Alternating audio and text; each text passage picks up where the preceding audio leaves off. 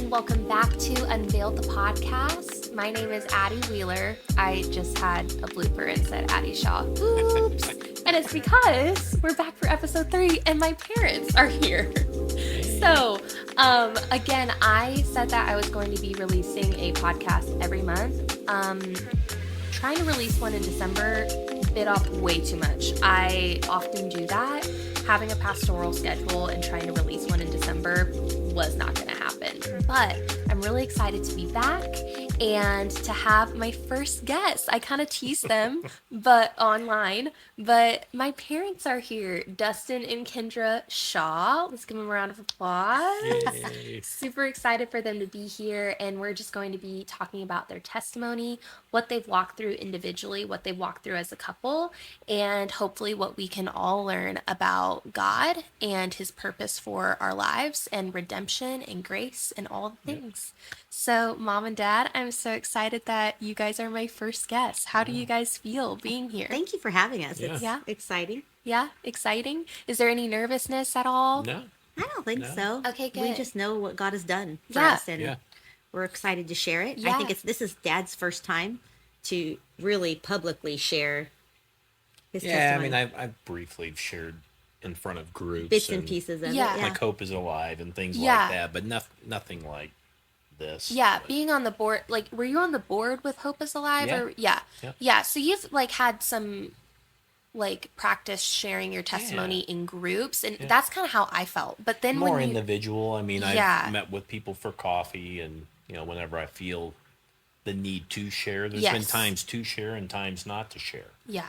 But yeah, I mean, but never with a microphone. Yeah. So, and a large, millions of people watching. Oh, yeah. right now. Oh, just our huge Yeah. following right Yeah. now, let me tell Well, you. and I think over the years, people have asked Dustin to share his testimony, Yep. but he just never felt like released Yeah. from God that it was the right timing. Yeah. Yeah, I mean, and we'll get into it. I mean, I think sometimes, and what I've learned over the years is there's times to talk and times to be quiet. Yeah. And I know specifically on the last instance that, I went through, I know the Lord told me, stay quiet and I'll let you know when it's the right time to talk. Yeah. There's a Allow time to go through that with close community, and then there's a time to teach on that. And I think that there is something to be said about, I think that if you hold on to your story until you're quote unquote perfect, Which is never. that's never that time is never going to come.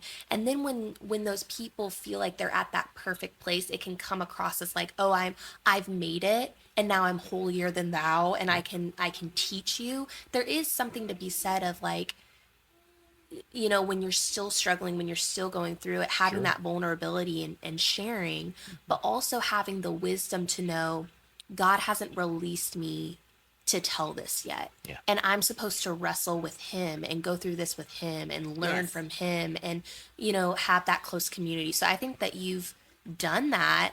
Yep. And then, I mean, my last, in my last drink was December 11th, 2010. So easy way to remember that is 12/11/10. yeah, So yeah. Well, hey, I picked a look good at day me. to stop drinking. So it's easy Yeah. for me. Did you choose to stop drinking or were you kind of forced to stop drinking? A little bit of both. So,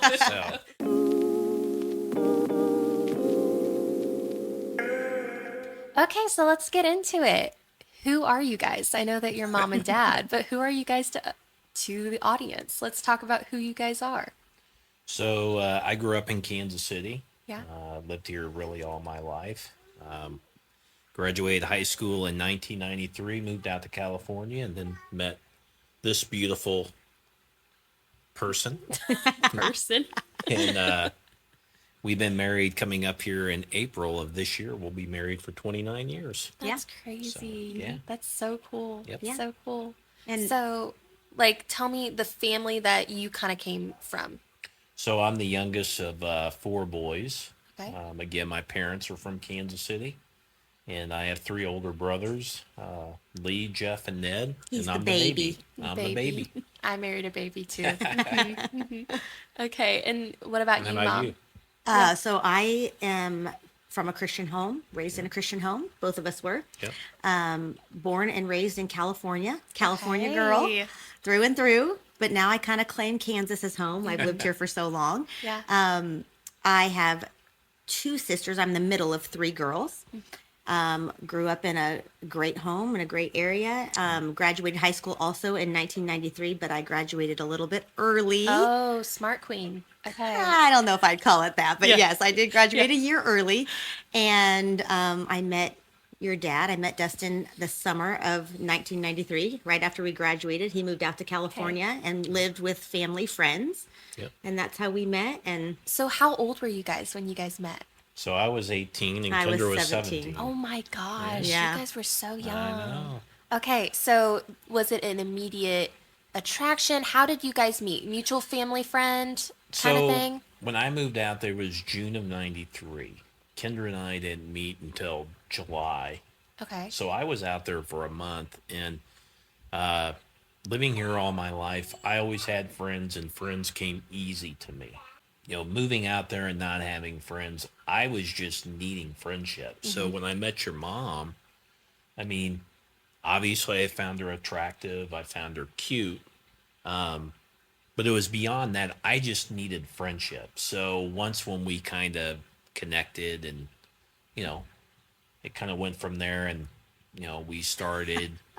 But I was told by the people I babysat for about a guy that was coming to town, and they wanted me to just meet him. And they said, "We know you have a boyfriend," because I was dating someone else at the time. Sorry, Larry.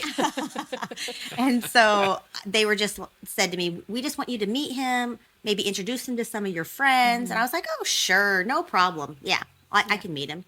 And so they kind of set up our meeting in a way. Yeah. Well, I want you, hold on, because I do know this story because they're my parents.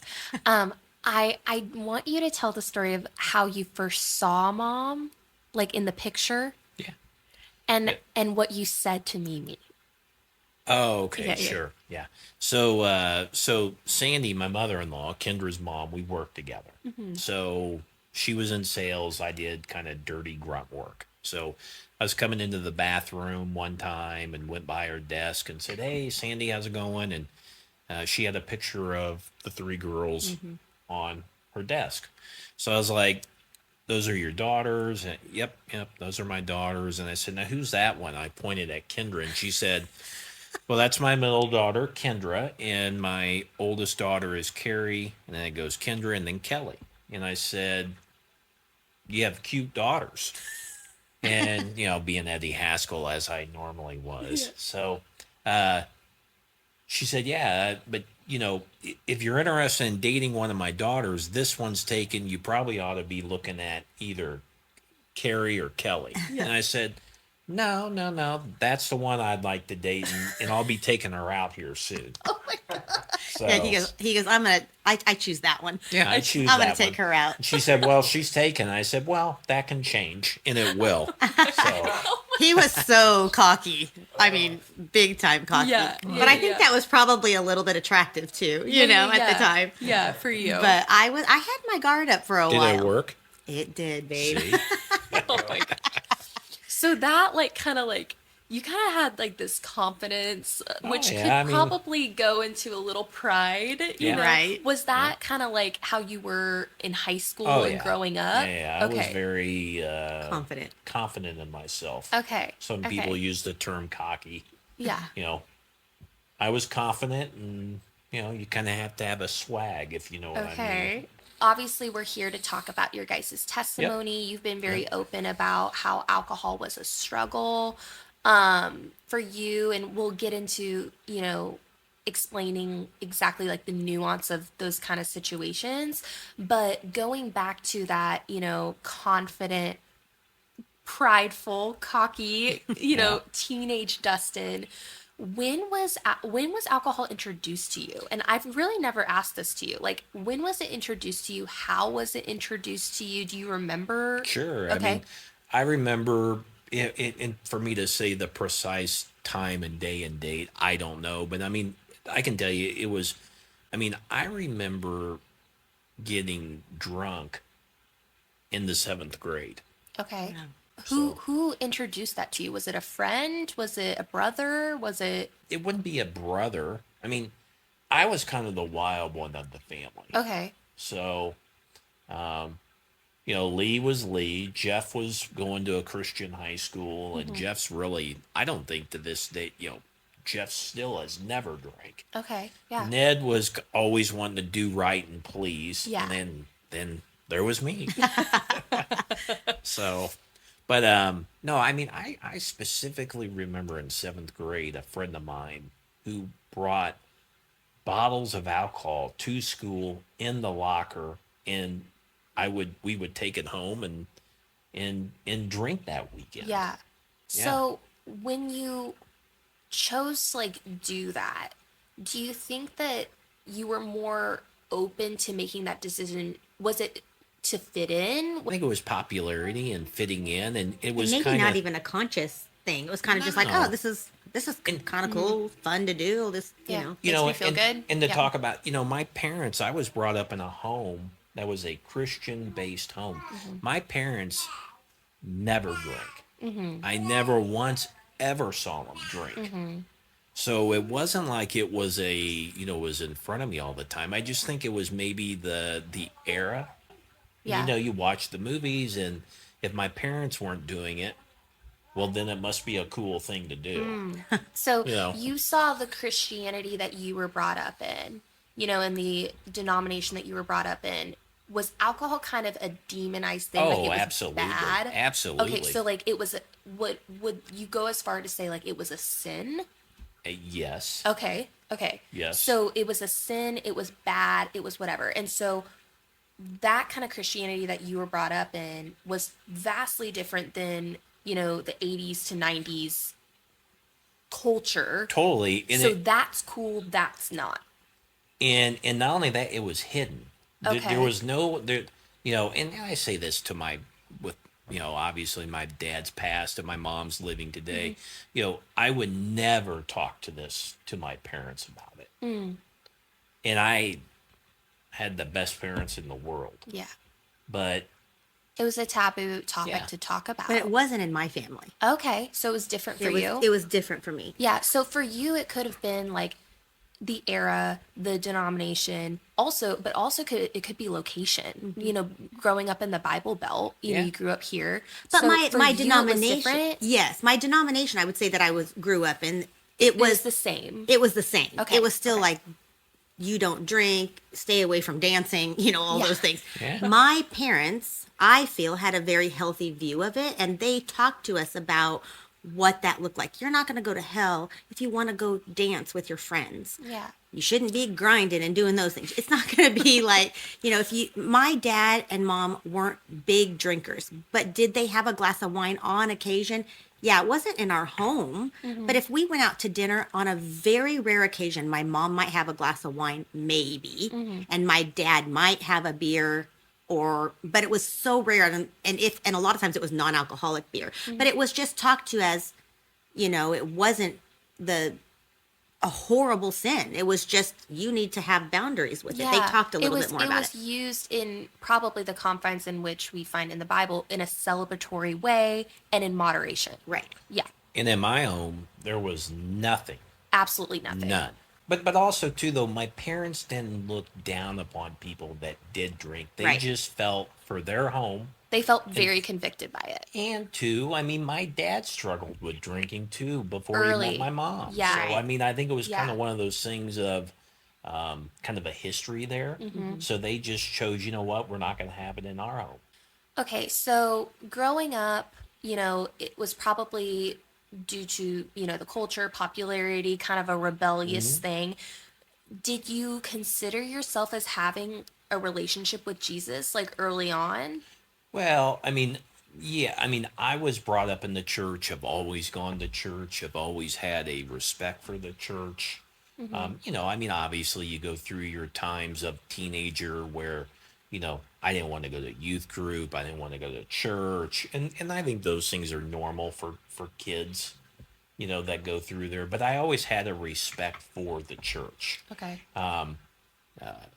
Never went through a period that I felt like, I didn't want it. Mm-hmm. I just didn't necessarily felt like maybe I was too cool for it. Okay. And the relationships that I had were more with the unchurched than the church. Mm-hmm. I mean, I went to church, so I was a good person. Okay. Got baptized at a young age, but I was told you're going to get baptized. Okay.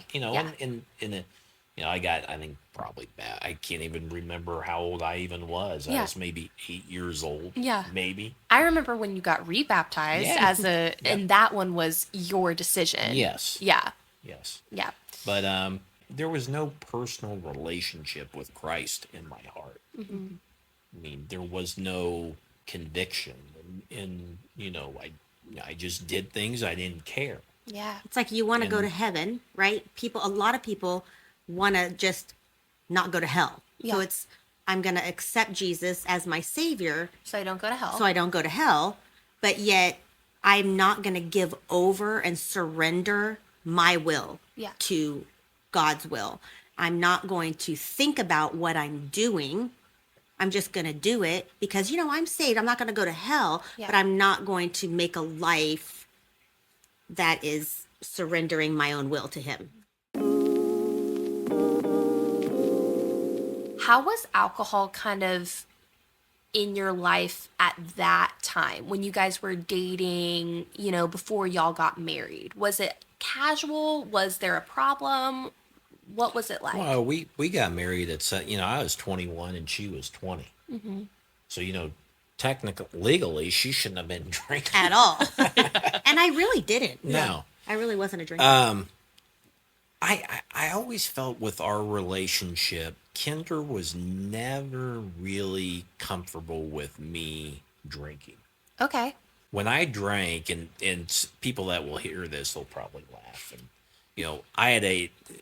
I could never hide me drinking because when I drank, I got red. Oh, you're white I got with red. Yeah. Oh, you're redneck. Splotches or whatever. Right. So I could never hide it. Yeah. So she, I'd come walking in. She said, "You've been drinking," and I was like, and stuff like that. And it wasn't a thing like it was an every weekend thing. Mm-hmm. I'd go out and drink, and then maybe not drink for 3 or 4 months. I think it was very situational, which I think is hard for people to understand because of the trouble that Dad got in later. To understand that this was not him coming home, craving alcohol, hiding alcohol. It was none of that. Our friendships, most of our friendships as a couple, we didn't have alcohol involved in our parties or in our getting together, or going out to dinner and hanging out on the weekends with our friends. There just wasn't alcohol involved in that. Okay, you're not drinking all the time. You're not necessarily even craving it. So how do we get it to a place where we're getting in trouble with alcohol? Well, now I'm either all in or I'm all out. Okay. And that goes with a lot of things in life. Diet and exercise. Diet and exercise and drinking. Mm-hmm. And when I was in, I was in. Mm-hmm. And it's go time and we're going to party. Mm-hmm. And there was no just going out and having a beer. I mean, I would go out and have a beer or two and be fine. okay. Yeah. But normally in those situations, it was going out and making poor decisions in having 10 to 12 beers instead of just having one beer. Yeah. And it was binges. I mean, it could go on for, and when I drank, I mean, I would drink where it would be, possible blackouts. Okay. And the next morning, and we never really talked about this, but I wasn't feeling good, and I was hungover. Yeah. And it was pure out not feeling good. Yeah. And again, I don't think you're supposed to go out and drink and be hungover all the time. Yeah, no. But I think too, it had to do with the people that he was hanging out with. So Yeah. our group of friends as a couple were different than his high school friends. And his high school friends are amazing people. Great. Do not get me wrong. We love them to this Yeah. day. We love them. I And still have relationships with those friends, and Yeah. Absolutely. I know and- some of them. Yes. They're, yeah. but Yeah. and to be honest, today they're some of my accountability partners. yeah. They know they love me for who I am, and they've seen me at my best and at my worst, Yeah. and they hold me accountable today. Yeah. So, in that time of your life, though, and getting into marriage, you know, when you did drink, Yeah. what led you to drink? Was it a certain emotional state? Was it a certain place that you were at? Was it a certain friend group? What? Because if you went months and months and months without drinking, Yep. and then you choose to drink, you're getting blackout drunk, and then you would go 3 more months without drinking, and then you'd have a blackout. What made you feel like you had to have that blackout, I guess? So I've given this some thought and talked to different people, and so I never went to college. Okay. So I never experienced the college scene, experience. the fraternity Yeah. type thing. Yeah. So, I would see my friends going through the college scene, having fun, going out, single life, having a good time. Yeah. Looking back on some of that, I looked at that and I thought, well, I missed out on things. I missed out on things. And you know what? I want some of that time. Yeah.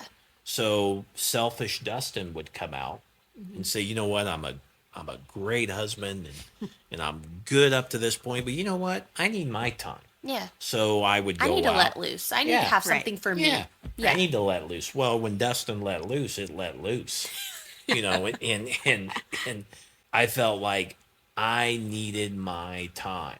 Because you know why? Because we got married young and I missed out. Yeah. So I need to get caught up. A lot of people, when they're outside of, if they've never experienced that thing, like, thank God I've never dealt with any form of addiction with substances, right? So I could maybe look at people who've dealt with substance abuse and look at that and go, why on earth would you do that? Why on earth would you do that? Why on earth? Like, it only brings pain. It only brings this. Like, what? Like, ew, gross. But people don't sin because it feels bad. People don't have addictions. Like, they don't drink looking for a drinking addiction. So you keep doing it because it feels good, because it gives you something. What did alcohol make you feel? Did it make you feel good? Like, Yeah. how did you feel when you were drinking? Felt good, kind of the life of the party. Maybe it filled some void in my life with, having, and I've never allowed this to be an excuse, but having an older brother with special needs, Lee, the oldest. Yeah. you know, was that a reason? Could be. Yeah. Could be. And I've used this before too, talking with people. God was in control of my life about 98%. And I told God, you know what? You can have 98, but that 2%, that's Dustin my time. That's Dustin time. And I deserve that time, God. Yeah. I'll give you 98, but Dustin needs 2%. Yeah. Well, 2% got me in a lot of trouble. Yeah. And a lot of pain and financial pain, strain on our marriage. And, looking back on that now, I go, man, if I just would have gave it all.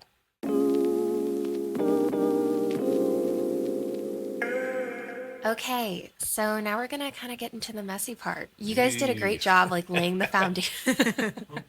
You guys did a really great job laying the foundation of kind of what alcohol looked like, and what kind of is leading up to this. So, to touch on you a little bit more before we get into the DUIs, Dad said, oh, I always knew that Kendra didn't like my drinking. I knew that she didn't really feel comfortable with that.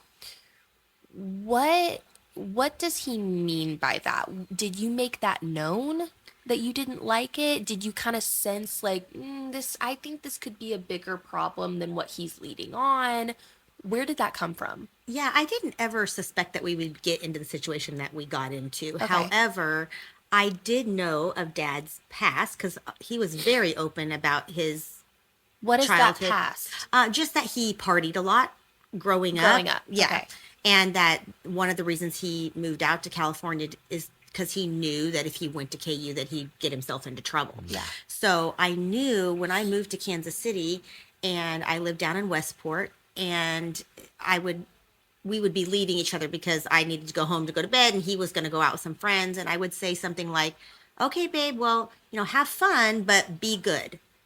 And kind of being like, make good choices, right? Yeah. But I also knew I'm not going to be his mom. Yeah. I'm not his mom. However, it's like, hey, make good choices. But you wouldn't say be good unless you knew there was a chance that he could not be good. Correct. That is correct. Yeah. It's like I knew that he had a tendency to want to drink more. And especially if I wasn't there, it's not like he never drank in front of me. I mean, he did. We'd go to dinner. He might have a drink. But I just knew when he was with his buddies, it might be like a little bit more. And plus I had seen him get into a couple little altercations, not with people, but just some things happen that I was like, yeah, we probably need to be careful with that. Yeah. There were probably conversations that you were kind of sweeping under the rug. For sure. Yeah. I'm sure there were some things that, because as somebody, I'm engaged to this man, and I see all the amazing qualities and the family that he has and just the way that he loved me and cared for me and went out of his way for me. And he wasn't selfish with me at all. I knew there probably was a problem, but it was kind of one of those things. But you know what?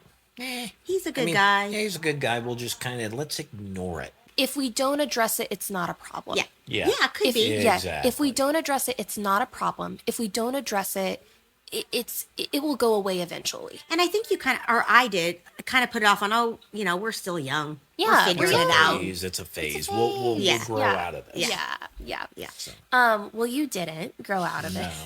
So, let's talk about the first DUI. How did you get that first DUI? Like, what happened? So the first one, I've had 3. Mm-hmm. So we'll hit number 1 first. K-State football had a game at Arrowhead. They were playing the University of California. Went there. Some friends of ours had a suite.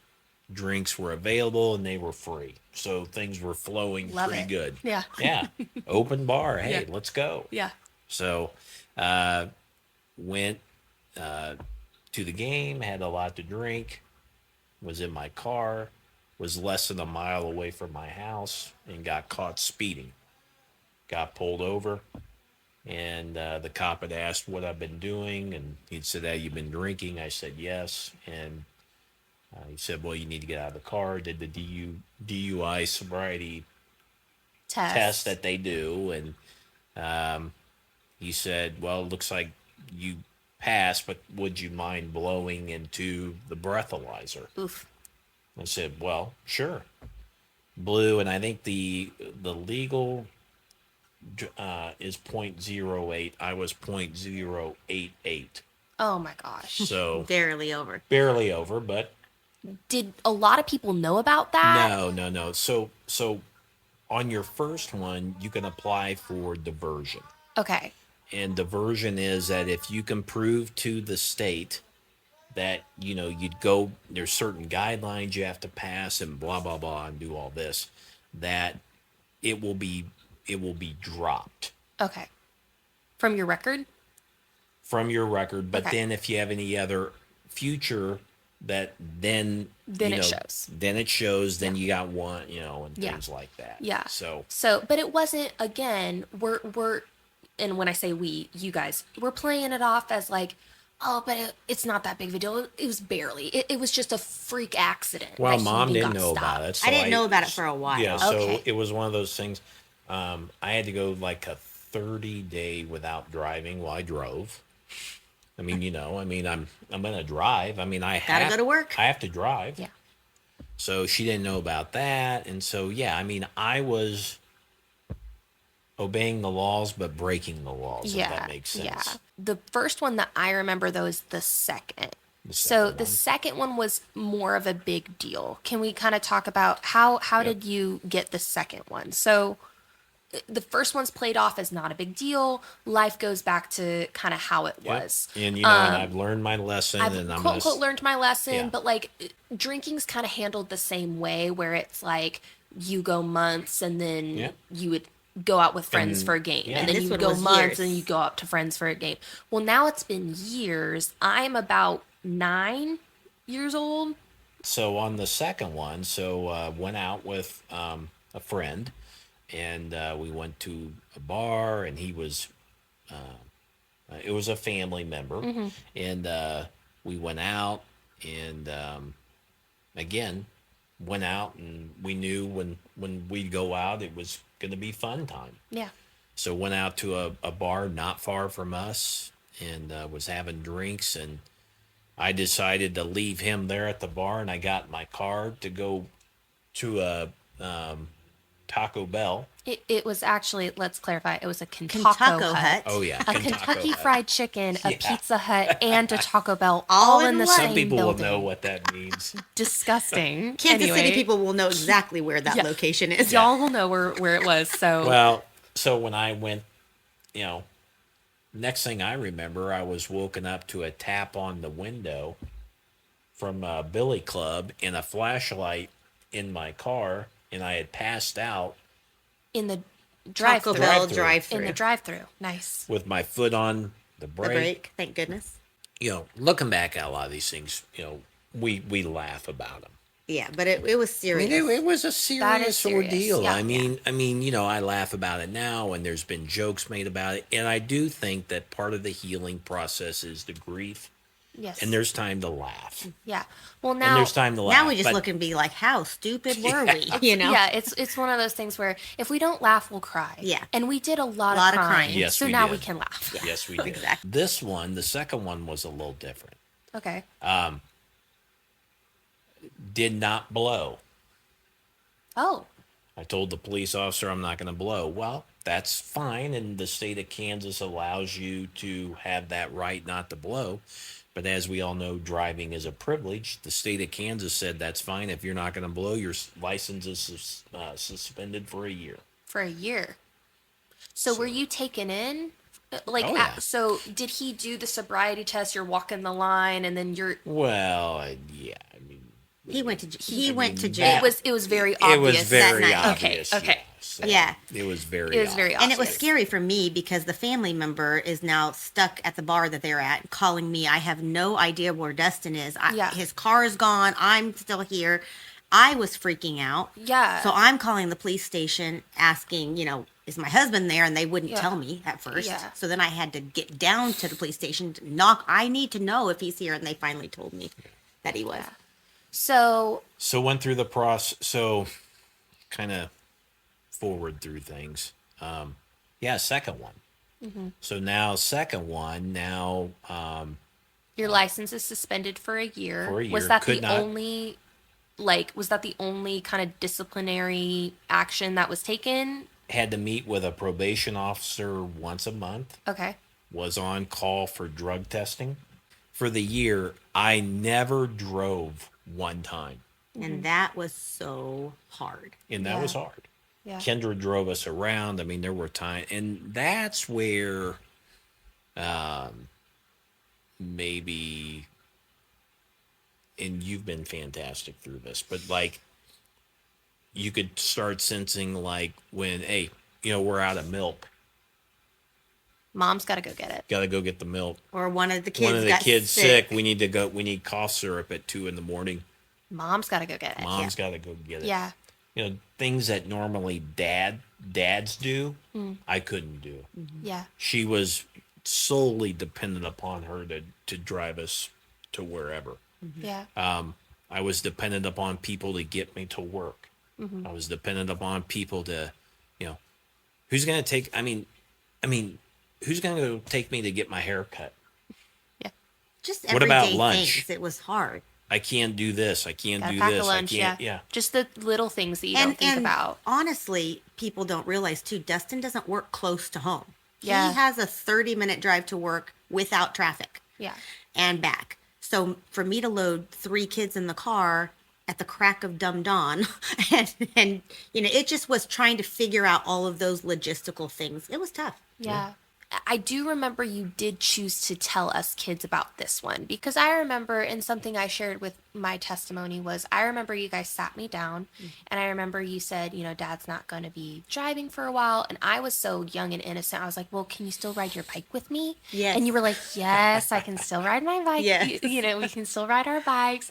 But I remember you guys telling me, because I was a very dramatic, theatrical type of girl, very emotional. Like y'all pegged me as, she's probably not going to be the sports player. She's probably going to be the dancer in the theatrical one.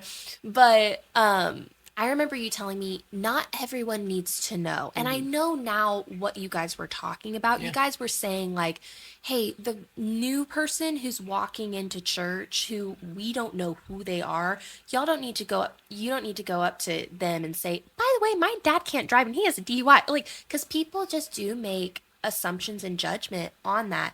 But I kind of internalized that as like, no one can know. Right. No one can know. Like, this is a hush-hush. This is a bad thing. This is a bad thing. So did people know that you had this DUI? Did people know? Yeah, I mean, I don't know if you remember this or not, but Kevin Seaton had me speak at that it was a choir night conference that was out there at the Great thing Wolf that we Lodge, did. and I had spoke about that. Yeah, so our church knew, because a lot of those people were walking through the journey with us.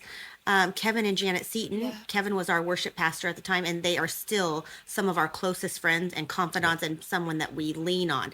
They walked through that journey with us, so people knew. Matt and Sharon. Yeah, but the thing is, the Olsons knew, because didn't Daniel, who was a teenager at the time, he drove you to work. Yeah. So we had friends that were helping us out of situations. And but they didn't have Uber, guys. Yeah, there was no Uber. And I think for us, it was just like our neighbors next door that we don't really have a relationship, but we know them, and you played with some of their kids. They didn't really need to know. Yeah. The person across the street, or that we saw in the school line, those people didn't really need to know. And we just knew that you are one to like share emotions and share feelings, not in a bad way, but I can understand how you, as a young girl now, I understand how you could internalize that. Back then, we didn't think you would internalize it that way. Help to protect you guys too. Yeah, we wanted to protect what people thought of your family. And to protect, and to protect me and things like that. Yeah, because there still was that like sense of reputation, Sure. which now I think we've developed and we've changed through the third and through just the years of processing through and all that happened people. and understanding people, and also growing in our faith and saying like, hey, we don't need the whole nobody's perfect. Yeah, the old concept of, we need to be a good role model for the people in the church because we're the Shaws and whatever. I feel like we don't necessarily subscribe to that anymore, because here's the thing. People relate to you and people connect through vulnerability. We connect with people through things that we've gone through and through our mutual struggles. So I think that you guys have kind of changed in that, but being young and being, And I was in my 30s at the time. Yeah, so, it's quote unquote embarrassing, and you want to uphold this. My 30s you want to control what people think of you. Yeah. Yeah. My 30s were not fun. They were not good times in my life. So. Yeah. So you get this second DUI. It's more dramatic. You lose your license for a year. The people around you know about it. You're having to receive help to drive, all the things. So I'm assuming this was the real one. It will never happen again. Well, and Dad said that to you at one point when you were crying, like, Dad, why did you do this? And he said, honey, I want you to know, this will never happen again. Mm-hmm. This will never happen again. So 2 years goes by, though. Well, and as things go on, your comfort and You know, You and start letting your guard down. yeah, and you let your guard down, and you know what, and I'm good. I'm good. I mean, guys, I've gone 2 years without. It's I can fine. do it in moderation. Sure. And, Yeah. and it's all good. And I have accountability around me. I can do it. I can do it. I can do it. I white knuckle it as Yes. hard as I can. I can do this. So I can do this, but I still want to be normal. And so I want to be able to have a beer. Yeah. Because Yeah. that's what normal 'Cause people do. He thought he could control it. Yes. He thought it was I can all ju- about what I can do, and I have the strength, and I have the willpower, you know. And Well, everybody else is. Why do I have to be punished? yeah, Why do I have to be different? Why do Yeah. I have to have the drinking problem? Yeah. Yeah. And I don't. and I don't I think he don't. actually thought of himself as having a problem yet. I mean, I think I don't know. You can speak on that. Nah, I mean, you knew I- you did, but you didn't think it was extreme No, and because you didn't drink every night and you didn't crave it, and it wasn't Yeah. an Yeah. everyday because thing. you know the definition of a drunken alcoholic is the guy that's passed out. So sells everything that he owns in order to get that last or they bottle go of out every booze. single weekend in the and they gutter, drive and he's drunk passed all the out, time, and he's yeah. thrown, and thrown those up on are himself, and those are and- alcoholics, and those are people Yeah. who unfortunately struggle with alcohol. And Boone and I have talked. We've experienced people where we do know people who sold everything except a lazy boy in order to get that it's that last that extreme. drink. There's that And extreme. then there's dads. Yeah. He is still considered an alcoholic. Okay. It's yeah. just And- it's a and- different story. And you have the functioning alcoholic Yeah. that can literally be functioning a life, being a person, has a job, driving, and they're drunk. Yeah. And it's, there's and dad all isn't even that types. bad, but No. it's still considered an alcoholic because he couldn't do it on his own.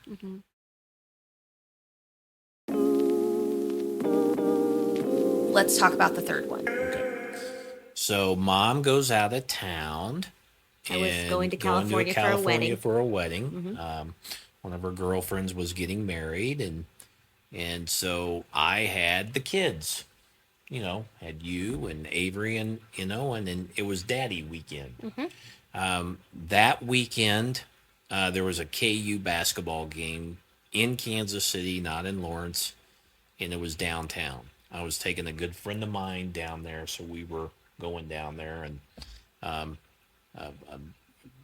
friend of ours was going to watch the kids. Dustin was going to go out with his friend to the KU game downtown. Well, go downtown, power and light, partying, doing all that stuff, and again, it gets back to selfish pride. I was good for 2 years. I was good and I want to have fun. Yeah. And Kendra's out of town, and by golly, I'm taking care of the kids. yes, the kids are taken care of, and I'm going out, and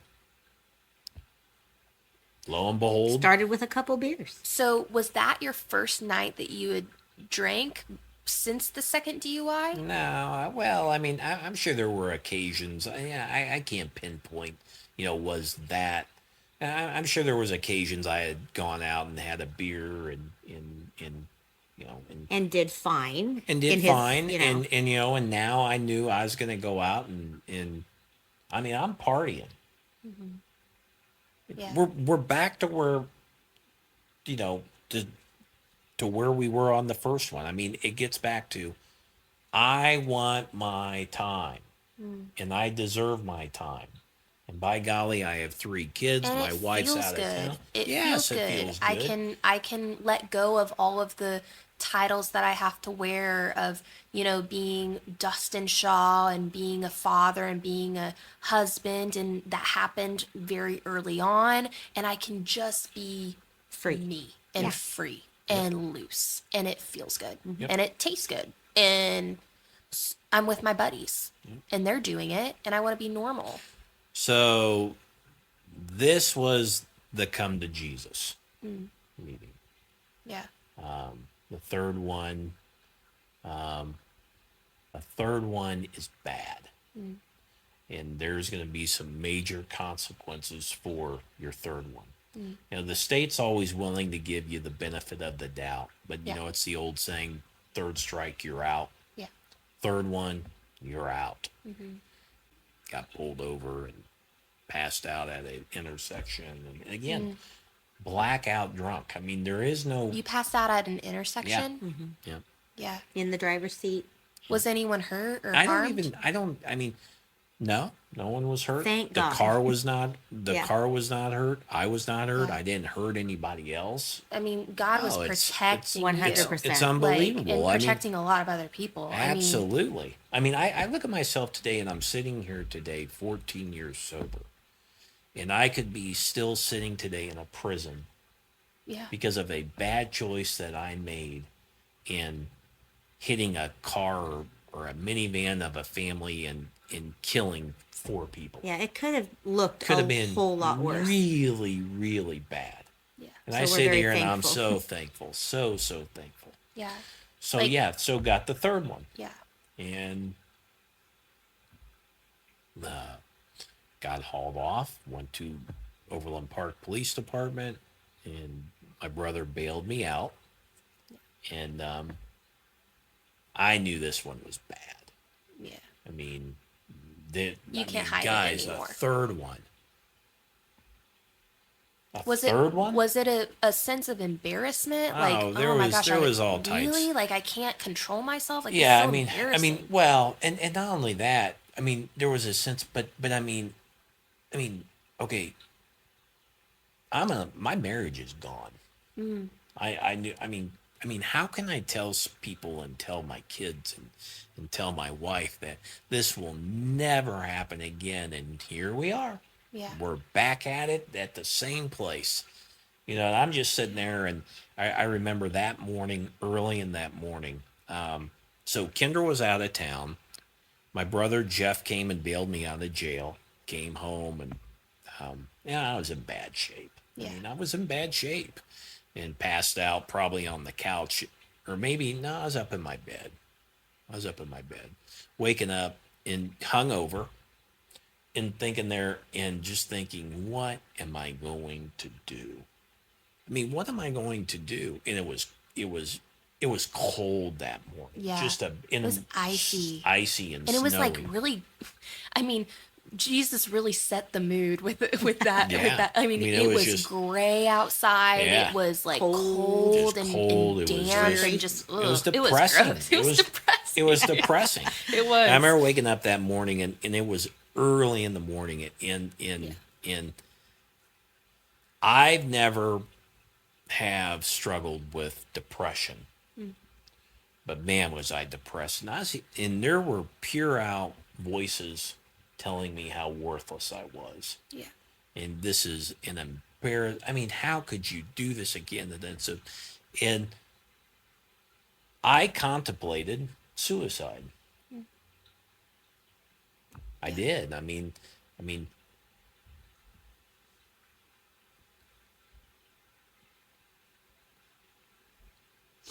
I did not want to go through. Yeah. What I had to go through. Yeah.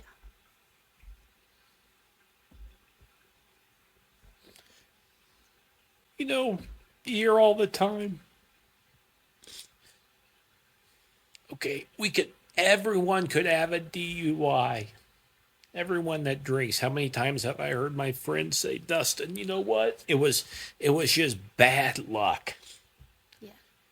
I could have one. Friends of mine telling me, family members telling me, Dustin, I should have a DUI. You know what? It was just bad luck. Yeah. I mean, Boone tells you that too. I mean, like, dude, I should. And then a second one Yeah. happens. Yeah. But on the third one, it's like, Dustin, what's going on? Yeah. I mean, come on.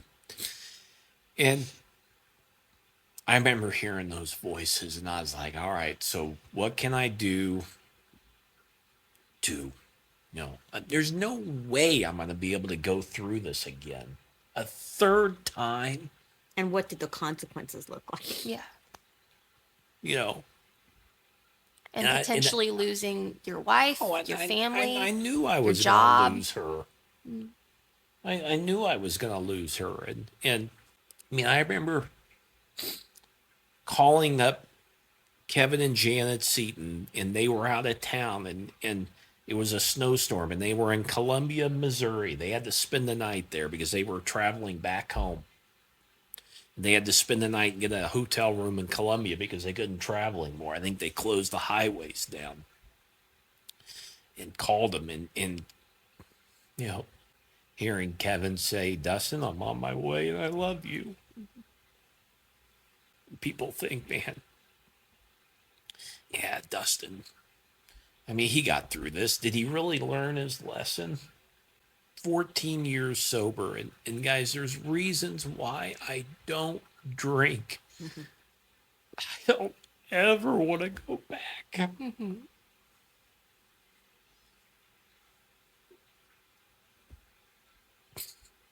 I don't want to go through this again. And I won't. Yeah.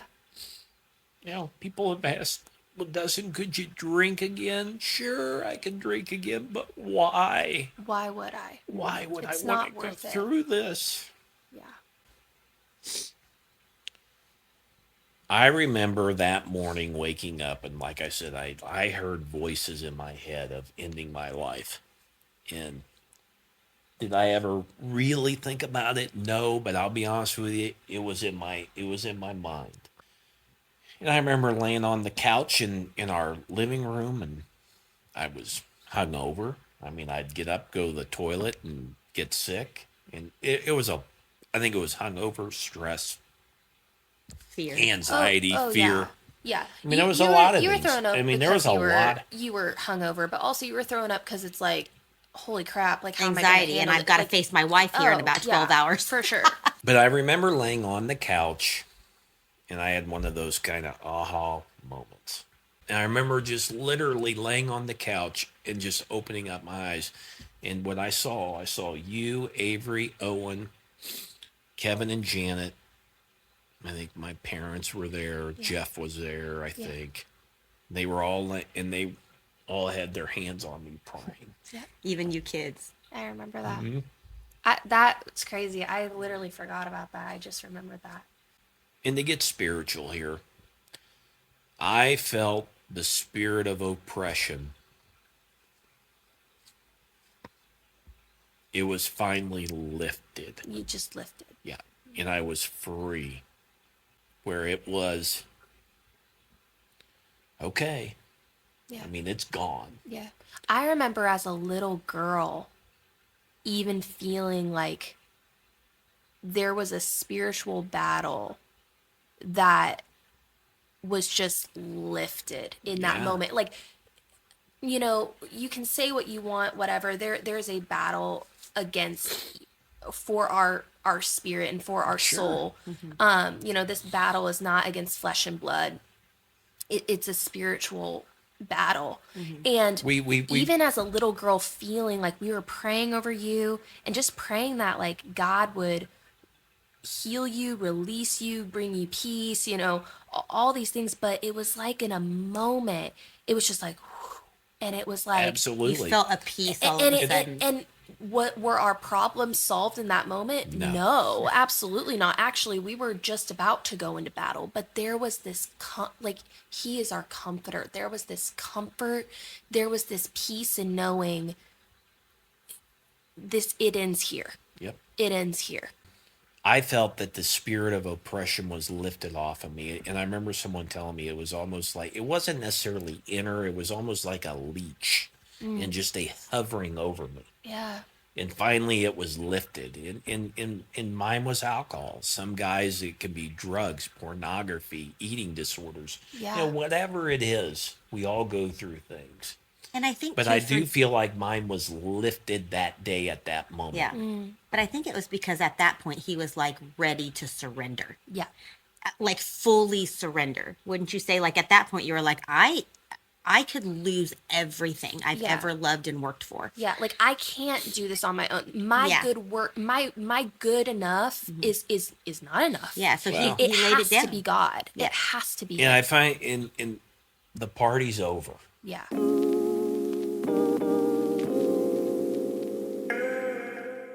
So let's give Dad a little break. No. I want to let's Let's keep going. Yeah. But we'll take the light off of you for a minute. Let's talk about you, Mom. So you were away in California. You had gone through these first 2 DUIs, was told never happen again, nothing. You're out with, for a wedding, you're coming home, and you have no idea what has happened in the past 24 hours. Right. What did you come home to? Well, let me start back just a Okay. day. Yeah. Because, a couple of days. I was reading a book series that I should, and this will make sense here in a second.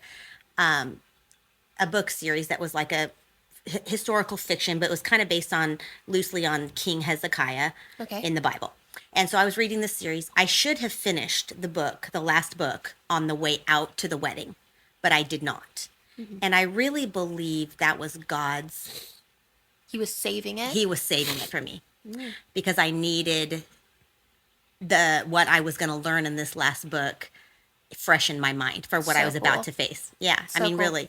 So I go to the wedding, I talk to Dad, and this was before he had gone out with his friends, and he just said, hey, I'll be there to pick you up tomorrow night. And so I was expecting him to pick me up at the airport.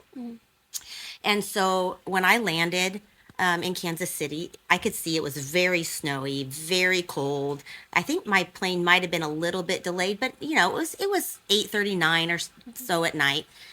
And when I got off the plane, I had a phone call from your grandfather, and he said, hey, I'm here to pick you up. Just want to let you know to be looking for me. So I was like, oh, probably it's cold. Dustin didn't want to get the kids out. So he's home with the kids, whatever. So he sent Dad to pick me up. I didn't think anything of it. Yeah.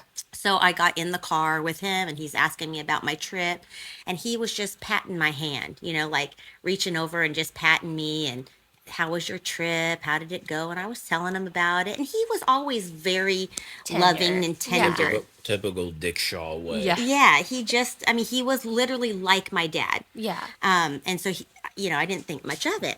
And so we get, maybe 5 or 10 minutes down the road, and he said to me, well, honey, I need to talk to you about something. And I don't know what it was, but I knew. Really? And I remember looking out the side window, and I literally out loud said, not again. And he goes, so he kind of proceeds to tell me about what has taken place in the last 24 hours.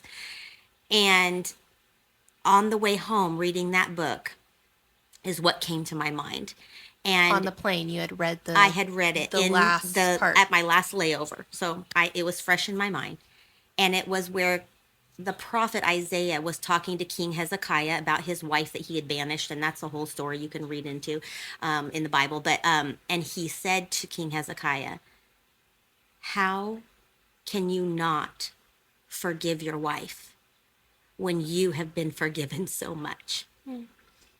And so I remember instantly feeling upset and a little bit angry at what I was about to walk into. Which is a normal reaction. But God was working on me, and he said, you have been forgiven so much. I died for you. I died for your husband.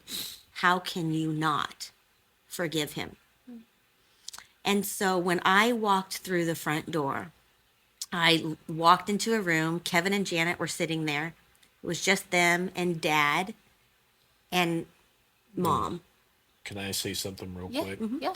So, knowing that she was on the way and we had gotten rid of the kiddos because we didn't know what was going to happen. Yeah. And I remember Aunt Kim or someone said it would have been totally reasonable if you would have come in the house and started breaking dishes. Yeah. Well, and throwing plates. Yeah, and that's kind of what I thought. So, Yeah. I was sitting on the couch and Ready for anything. yeah, and really any way she reacted would have been okay. Yeah. And that's kind of the attitude I had. If she wanted to come in screaming and yelling, she had the right to do that. She wanted to cry, she had the right to do it. Anything she wanted was there was no right or wrong. Yeah. So I remember sitting there, and the front door opens up, and I'm sitting there, and And we kind of had the lights dim and trying to set the Set mood, the tone. yeah, the tone and Yeah, I looked and over. things. And I remember sitting there, and I remember just looking straight ahead, and you came, and I could see. I never looked at you. No, as soon as I walked around the corner or walked through the door and could kind of see you, you kind of put your head down and put your hands, your face in your hands. Yeah. So you're, on your knees and just like he was just like, I cannot believe this. And I kind of just stood there. Yeah, I do For a remember minute. that. I remember specifically her walking in and kneeling by me, and and I was an absolute mess. I mean, emotionally, just in all areas. But I remember her kneeling down and saying, "Honey, I want you to know I love you, and we'll get through this." But I remember hearing that, and I was like, "No, I don't want to hear that. I'm not worthy to hear that right now." Yeah. I mean, I want you to be mad, and I want you to reject me, and I want you to hear all this. And here she is, and I'm thinking, how can this be? I mean, third time, and you're telling me you love me, and we're going to get through this? It's like, I couldn't comprehend it. And that's the thing. A lot of people, when I've shared that part of the story, they don't understand it. And the only thing I could pinpoint is that I knew that God was with me. Yeah. And I just knew that was the right response. Now, honestly, he's going to have to make some changes, and he's going to have to be authentic in his wanting to make it right. But I knew that he would. I just knew it. And at that point, I kind of sat back, and for some reason, I don't know if it's a defense mechanism or what, I made a joke. I don't even remember what I said, Probably. but I remember Probably Janet. a little trauma coming out. Yeah, I had a little trauma coming out in a Yeah. funny way. But Janet said to me, "Only Kendra, you could make a joke at this time," And I was just like, I don't know. But 5 minutes later, But then I got mad. she was mad.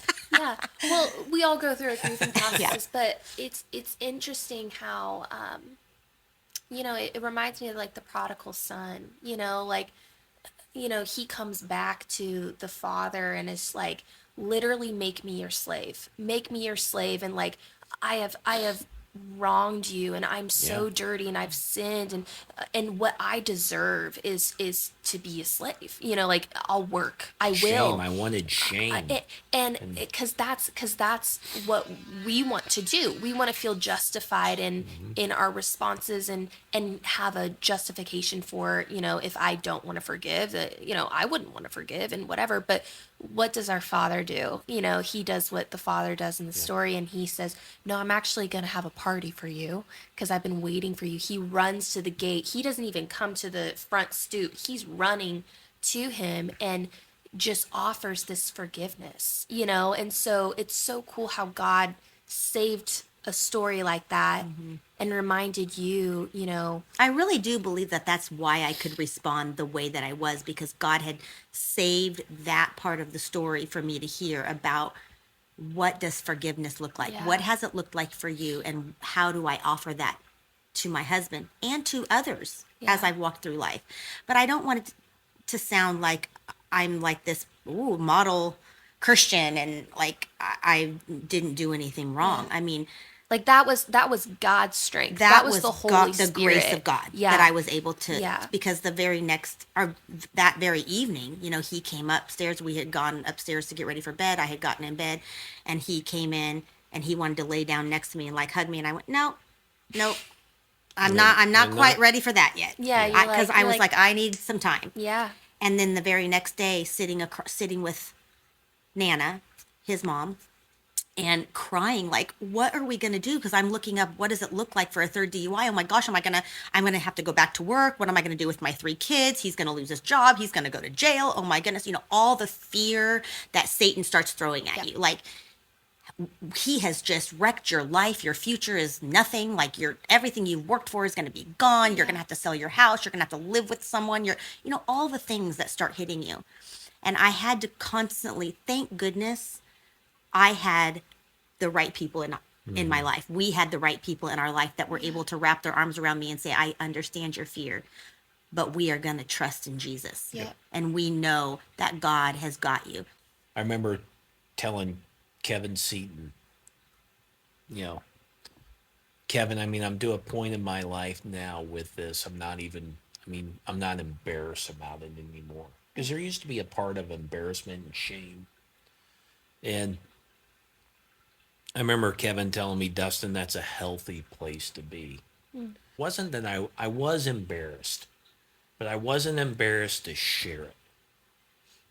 The shame, I think, was gone from it. It was like, I'm It not is- going to carry shame because I have made a mistake. The conviction was there. Yes. The weight, the feeling, the weight of your sin was there. And actually it says in the word that that's actually a gift from the Lord because it draws us to repentance. It is but the what it- shame, the condemnation of your Yeah. sin, you realize I don't have to feel that because Jesus already paid for that. But that's what Satan kept wanting to throw at him. Yeah. Like, you're worthless. You're And all these things. Yeah. worthless, keep your mouth shut. And kind of my attitude is, it is what it is. Yeah. And we're going to deal with this and things like that. But remember Kevin specifically telling me, Dustin, that's a healthy place to be because the enemy's telling you to keep your mouth shut. You're an embarrassment. You know, you're all these things. And I looked at it in a way of, nope, I'm not those things. Yeah. And I will use this for the glory of.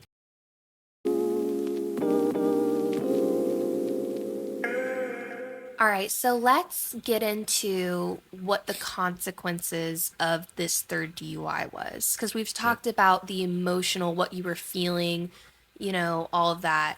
But it takes a year for you to go to court, correct? Yep. So during that year, did you lose your license? Yes. Okay, so you've lost your license for a year leading up to that court date. Let's talk about that court date and then what the verdict was, basically. Sure. So, found guilty. And during that process, you know, there's a lot of, between my attorney and the district attorney, you know, there's wheeling and dealing and plea bargaining and things like that. 90 days in jail. I had to spend 10 days in Gardner, Kansas, in the jail out there, and then 80 days of house arrest. And that was amazing that you got that deal because you were afraid of a year in prison, up to 3 years if it was Right. maximum. But you But- got the 10 days in prison, right? 10 days Like, in jail in Gardner, In Kansas, Gardner. yeah. And then that 80 days of house arrest. So it equals out to 90 days Yes. of detention. 2 years of losing your license. Correct. I remember that. Correct. And then was there any follow-ups? Like, did you have to go with a parole officer, yeah. AA? Oh, yeah. Did you go through AA? Had to go to some type of Some type. AA class or class. Yeah, I mean there were a lot of requirements. We did that I get had lucky along the way because they changed one of the laws along the way. So after about a year, where he was able to have a breathalyzer in his own Yeah. car, So I could he was drive. Right. so he right. could start driving to work. Yeah. We didn't have to have. Thank That's you, when Daniel Olson, Yes. for driving Dustin to work every day for us for a long time. So I that helped a remember lot. that was the era of like, I didn't want you to pick me up anywhere Oh, yeah. because it would go off like every, like 15 minutes Yeah. in the Okay, car. it was, very random. And I remember one time you like called me and you're like, Addie, like Dad's gonna have to pick you up. And I was taking like my first boyfriend, like very innocent, but he was gonna come over and I was like, no, Dad cannot pick us up. Dad cannot. And Yeah. you're like, Addie, no, it's timed out. It's 15 minutes there, 15 minutes home. So it will go off right before he picks you up. Well, it timed out to where like it was going to go off right as he was picking us up. And I remember like we're like getting home and I'm like, maybe it won't go off. Maybe it won't go off. And it went off. And you were like, I'm sorry. And you had to blow in it. And then we had to explain to Yeah. him, like my boyfriend, like the cat was Oh, out of the yeah. bag, you know, whatever. I had already talked with his mom. Oh, so yeah. she knew, yeah. but- But so But no, so 10 days in jail. Yeah. And so to briefly talk about that, you guys had gone out of town because I think that was kind of one of the Mom and I kind of talked about. I mean, I think you knew, but Trying maybe to explain Dad having to go to jail was going to be a whole different thing. So we actually went to visit Aunt Carrie. I remember. I knew you were. Yeah. I knew because You're we smart. got a picture of him too, and it was like your mugshot or something, and you had scruff, and I remember you were like, "Ooh, I actually kind of like this scruff," and I was like, "What's this picture?" And I was like, "Why is he in a jail uniform?" But Stripes. Yeah. you were in blue. I remember you were in blue. Uncle Ned, my brother Ned, took me out there, and I remember him taking me out there. I cried like a baby, and man, I did not want to go. You know, I mean, it's jail. Yeah. The one thing I will say though, as much as I didn't want to go, it was the best thing that ever happened to me, Why do you say that? because it was an eye-opening experience of one, I never want to go back. And the way that you don't go back is you stay away from whatever Yeah. got you there. Yeah. And then two is a very humbling experience being with other men Yeah. that I had to room with. Yeah. And, you know, I had DUIs. There were men in there that were drug dealers, people that had murdered people. You know, and while you're in there, you don't talk about things, Yeah. you know. But, you know, there were times when I would be in there and some of the guys that I would communicate with were good guys.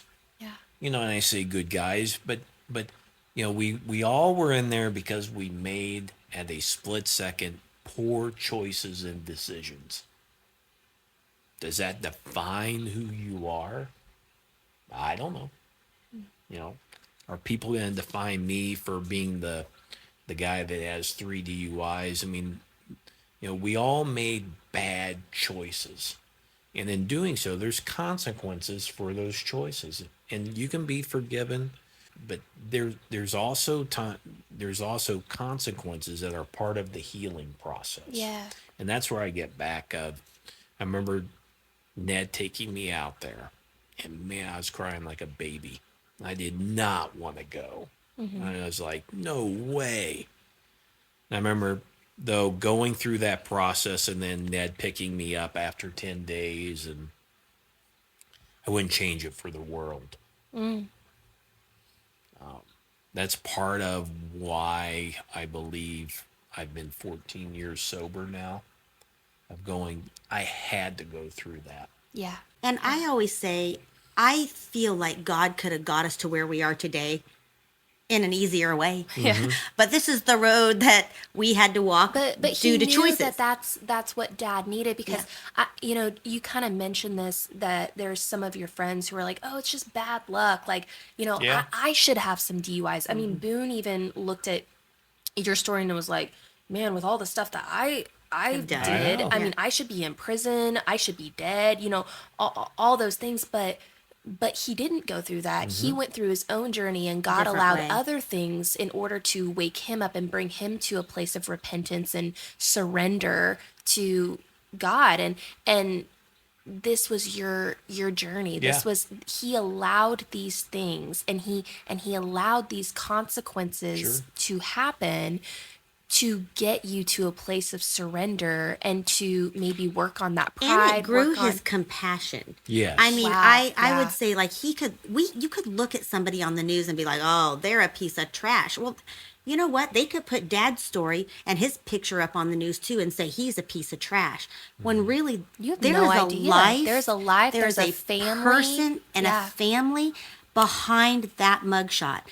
And we don't know all those details. People you don't don't know the story that we don't what know the people heart. go through. Yeah. Yeah. We yeah. don't know the and heart I feel of like it. that's what led you, you know, to step on the board for Hope is Alive. And I loved seeing you be able to speak into those individuals' lives, because I think a lot of people would look at people in jail, people in a Struggling with in whatever. a home like Hope is Alive, and be like, oh, they got their problems and what.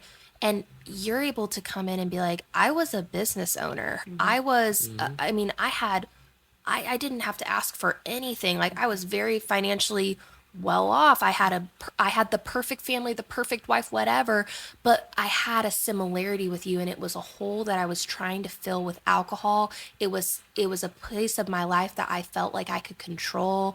It was a means in which I felt like I was the life of the party, or I was accepted, or I was this, or I was that.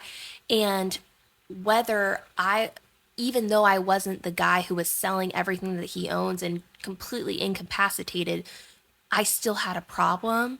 But And he can relate with all of that now. And he can say, and I'm no better than that you. doesn't define Yes. who you are. Yeah. Just because you have an addiction or whatever the sin is that trips you up, that does not define you. Your Yeah. identity isn't that label that people put on you, or that sometimes we put on ourselves, isn't the way God sees us. And I think Dustin finally got to the point where he was like, you know what? This is not going to define my life. It is a part of my story, and it is a part of the reason that we are where we are today in our marriage. It's a part of where Dustin is in his relationship with the Lord now. It was one of those stepping stones that helped him to grow, but that's not the end of the story.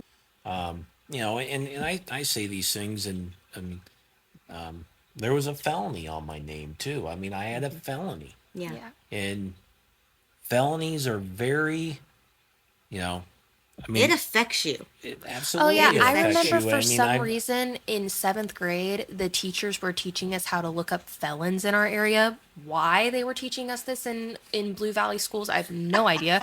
But they were teaching us how to do that, and your picture popped up on the screen. I was like, that's my dad. And people were like, is that your dad? And people started making up all these assumptions, and I was like, but you don't understand. know it's my not dad. like that. It's Yeah. whatever. But you had a felony. Yeah. And that's you're no part of better the- than the person, No.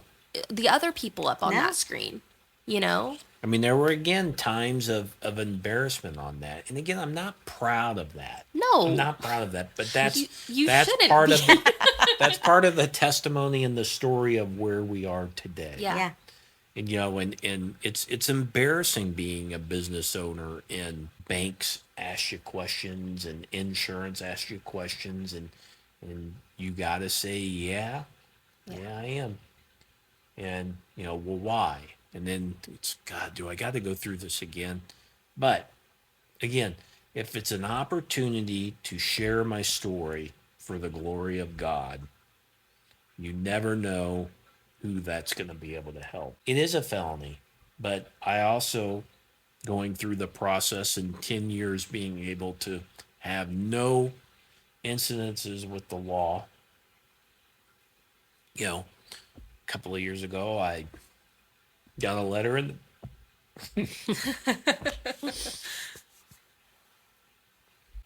got a letter in the mail that the governor expunged it, He's no longer a felon. Yay. and it was pardoned. And that's what God does for us. Like, we see the goodness of God throughout the whole thing. Yeah. I mean, it sucked All I can do is be me, and all I can do is live my life. and do better and be better. Yeah. Yeah. And he has. And I'm not here to prove anything or to see. It's not that. There used to be times in my life I was like that. But all I can do today is just live my life day by day by day. 2025, we're going to make 15 years. And you know what? I want to do another 15. I want to do 30. Yeah. And he will. Yeah. That reminds me of one of Boone's favorite pieces of scripture that he just like says over his life. And I feel like it's a testament to your life too. It's in Colossians. It says, it's in Colossians 2:14 through 15. He canceled the record of the charges against us by nailing it to the cross. Yeah. in this way, he disarmed the spiritual rulers and authorities. He shamed them publicly by his victory on the cross. And that's what he did, like he did that long before you got that letter in the mail. Yep. We can honestly sit here, Kendra and I will celebrate 29 years. 29 years, sorry. 29 years in April. And it hasn't been marriage, easy. And you've heard our story, and but stick with it. Keep loving on the person, that if it's your husband or wife or whoever, your son or daughter or friend.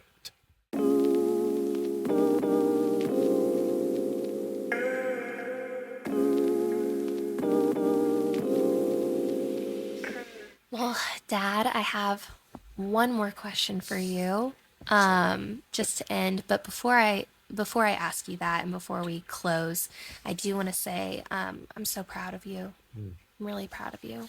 And years, after all of this, we had a moment where I was able to tell you, like, hey, that I've forgiven you, and that was a moment for us. And the reason we have our kind of relationship has to do with the grace of God, honestly, and his redemption story in your life and my life personally, but also it's because you did the work. So I do want to honor you in saying you did the work.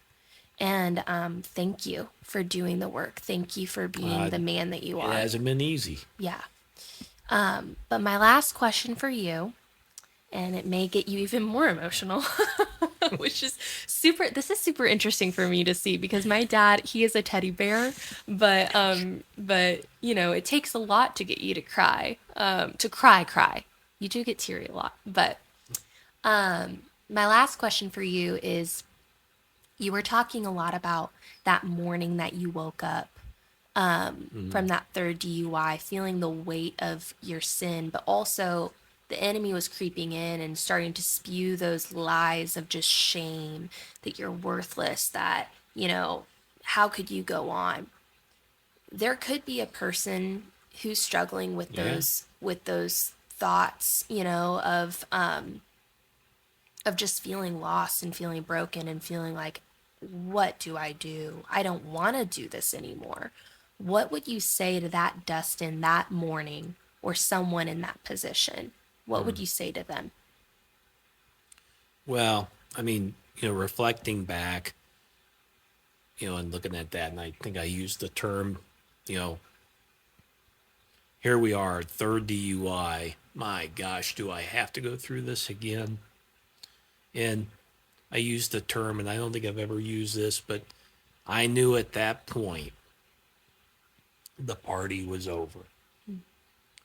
And there might be an individual watching this or hearing this today, and you're kind of at that point in your life that the party's over.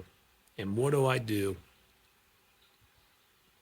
The first thing I would tell you to do is talk to the Lord, and it can be as simple as, Lord, I need help. And what is help? Help can be asking for forgiveness. Lord, come into my life. Work through me. What helped me in that situation was allowing people to come into my life that I needed at that moment. Lord, let people cross paths with me that not only can help me,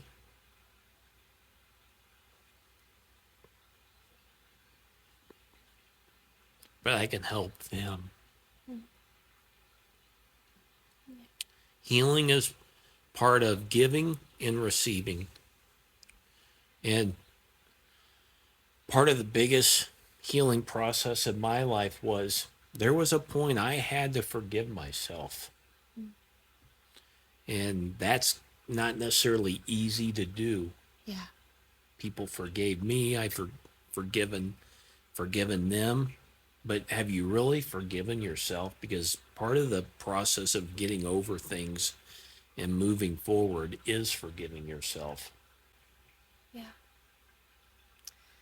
Well, Thank you guys so much for coming on and for sharing your guys' story. Thank you. I know that it's going to touch a lot of people, and you got me emotional, you got Boone emotional behind the camera, and we're just so blessed by you guys and how you give to other people and how you love other people. And this is another way that I know you're giving to other people and you're loving other people. And I just pray that people are affected by your story, and whether they have gone through addiction, known people who've gone through addiction, or whether they haven't, that overall they don't just see a story about addiction and recovery, but they see a story of brokenness and how God redeems that, and how God restores, Yes. God heals. And I'm just so proud of you guys. I'm proud to call you mom and dad. I really am. And Well, so we're proud to call you daughter. thank you. Thank you. And I love you guys. Love you. So hey, that is episode 3, and they just kissed. Ew. That is episode 3, and my first guests on this podcast. I'm so excited to see this podcast grow and this community grow. But thank you guys for tuning in. We will have episode 4 up pretty soon, hopefully sooner than this last one, and start to interview more and more people and hear their testimonies, and we can learn and grow together and learn more about God, His character, and His plan for you, because we truly believe that all stories are His story, and all stories matter to Him, and this is one of them, and it's a little bit a part of my story, and we just love you guys so much. So have a great day, and tune in next time for Unveiled the Podcast.